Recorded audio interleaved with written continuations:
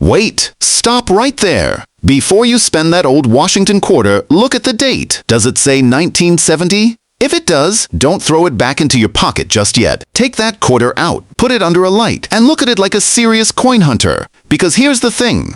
Most 1970 Washington quarters aren't going to make you rich, but that's not why we're checking this one. We're checking it because certain unusual varieties, errors, and exceptionally preserved examples can be much more interesting than an ordinary quarter. And the crazy part? The difference might be hiding in something incredibly small. Maybe a tiny detail in the lettering. Maybe the mint mark. Maybe the edge. Maybe the weight. Or maybe something about the strike just doesn't look right. So if you've got a 1970 Washington quarter sitting nearby, don't spend it yet. Let's check it together. Start right here. Look at the front of the coin. You should see George Washington. Now find the date. 1970. Don't move on yet. Look closely around those 4 numbers. Then look at the word liberty.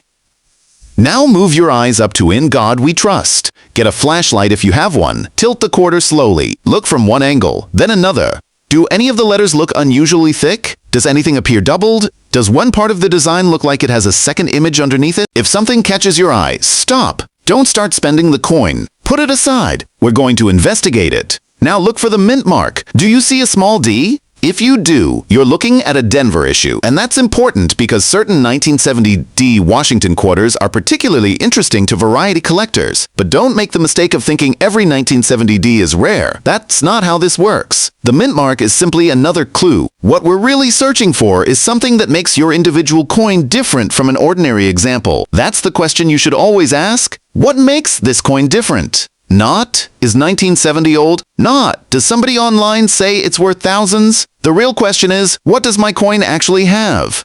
Now turn that quarter over, and don't just flip it and move on. Look at the reverse. Take your time. Look at the eagle. Look at the lettering. Look at the rim. Look at the entire design. Now compare the position of everything. Does the design look properly centered, or does something appear dramatically shifted? If you see a major displacement, that's worth investigating. But remember, a tiny difference doesn't automatically mean you found a valuable mint error. We're looking for something genuinely unusual, something that makes sense as a production mistake. Now grab another Washington quarter. It doesn't have to be from 1970. Put both coins next to each other. Look at the rims. Look at the thickness. Look at the edges. Now look at the surfaces. Do they feel and look similar? Or does your 1970 quarter seem different? This simple comparison can reveal things you might miss when looking at the coin by itself. And that's a huge secret in coin hunting. Comparison makes unusual details easier to see. Now turn the coin sideways. Check the edge. Seriously, don't skip this. The edge can tell you a lot. Look at the reading. Are those lines consistent all the way around? Does the edge look unusually thin? Does one section look smooth? Does anything seem completely different from a normal quarter? If yes, don't start cutting it, don't scratch it, and definitely don't try to test it with some homemade trick. Just put it somewhere safe.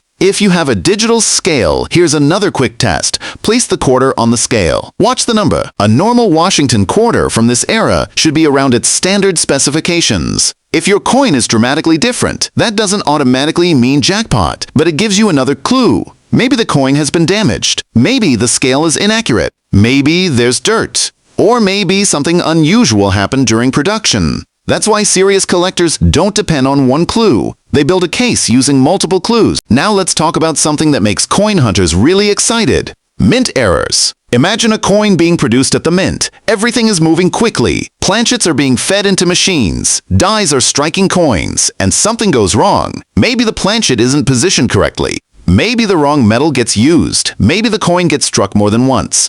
Maybe something interferes with the strike, and suddenly you have a coin that doesn't look exactly like the others. That's where things get interesting. But here's the warning. Weird does not always mean rare. A scratch can look weird. A dent can look weird. A coin that somebody bent can look weird. Chemical damage can look weird. Heat damage can look weird. None of those automatically make it a valuable mint error. So if your 1970 quarter looks strange, don't ask, how much is this worth? Ask, how did this happen? That question will save you from a lot of mistakes. Now let's look at the date again. 1970, zoom in. Look at the numbers. Look at Liberty. Look at the lettering. Some collectors specifically search for doubled die varieties, but there is an important difference between a genuine doubled die and ordinary machine doubling. You might see what looks like an extra line, you might see a thick edge around a letter, but that doesn't automatically mean it's a valuable variety. So compare. Use good lighting, look at known examples, and if the feature appears convincing, get professional advice. Now imagine you find something that really stands out.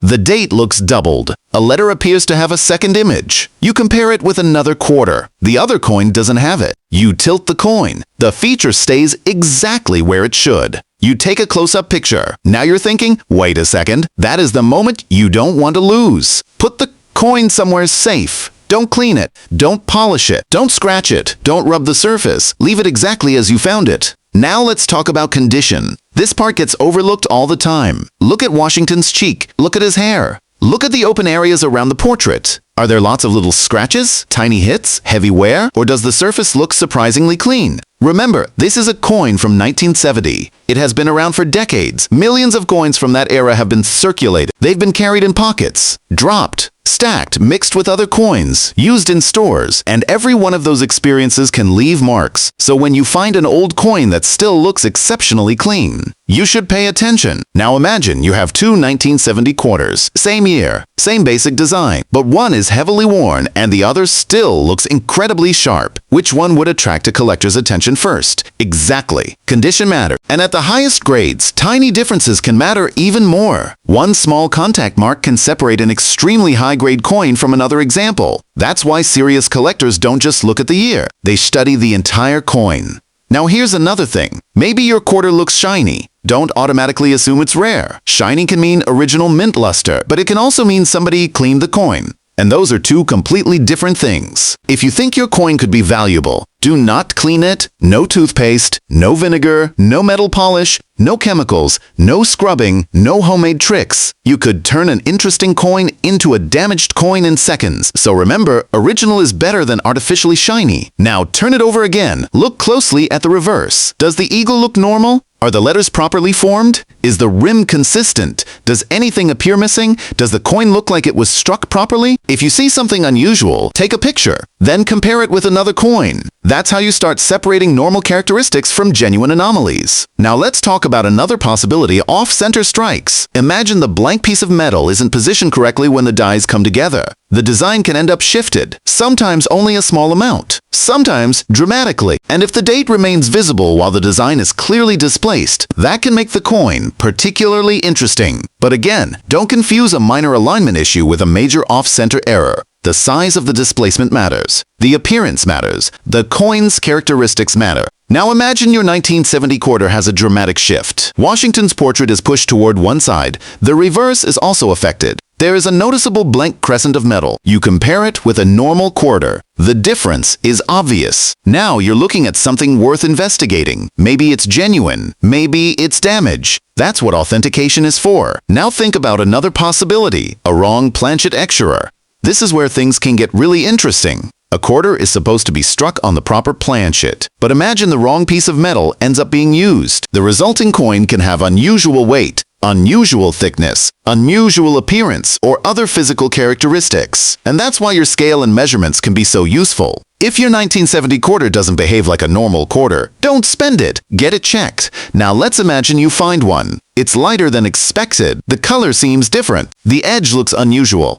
The thickness isn't quite right. You compare it with another quarter and the difference is obvious. Don't touch it too much. Don't try to test it yourself in a destructive way. Keep it protected. Take good photos, document the weight, and get it professionally examined. Now let's talk about the biggest mistake people make with coin values. They find one internet listing showing a giant price and assume their coin is worth the same amount. Don't do that. A coin can sell for a high price because of a very specific combination of the exact date mint, mark, variety, error, condition, and certification. Your coin may look similar, but that doesn't mean it's the same coin. So always compare the actual characteristics, not just the headline. And that's why this 1970 quarter hunt is so much fun. You aren't just looking for money, you're looking for evidence. You're looking for something unusual. You're training your eye. You're learning what normal looks like. And once you know normal, abnormal becomes much easier to spot. So let's do one final inspection. Grab your 1970 Washington quarter. Look at the date. 1970, check the mint mark. Look at Liberty. Look at In God We Trust. Check the portrait. Look for unusual doubling. Flip it. Check the eagle. Check the lettering. Check the rim. Turn it sideways. Check the edge. Weigh it if you can. Compare it with another quarter. Then inspect the condition. That's your basic treasure hunt. And here's something I really want you to remember.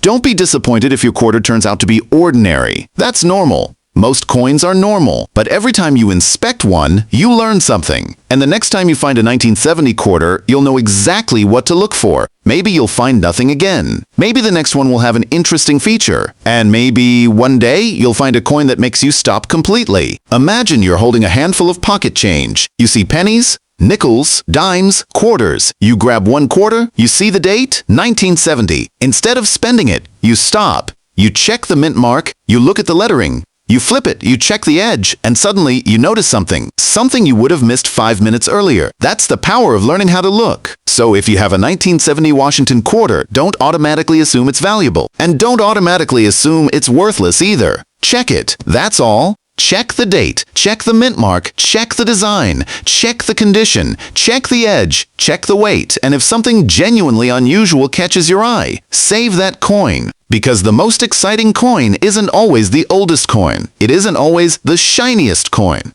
And it isn't always the coin with the biggest headline. Sometimes it's the ordinary-looking quarter that has one tiny detail nobody noticed, one unusual strike, one legitimate variety, one authentic error, one exceptional example. And that's what makes coin hunting so addictive. You never know what you're going to find. So before you spend another old quarter, stop. Look at the date. Look at the details. Turn it over, check the edge. And if it says 1978, give it one more look, because maybe it's nothing. Maybe it's worth 25 cents. But maybe there's something about that particular quarter that makes it much more interesting. And you won't know until you look. So check your pocket change. Check those old coin jars. Check the coins sitting in drawers. And if you find a 1970 Washington quarter, don't spend it before you check it, because sometimes the smallest treasures are hiding in the most ordinary places.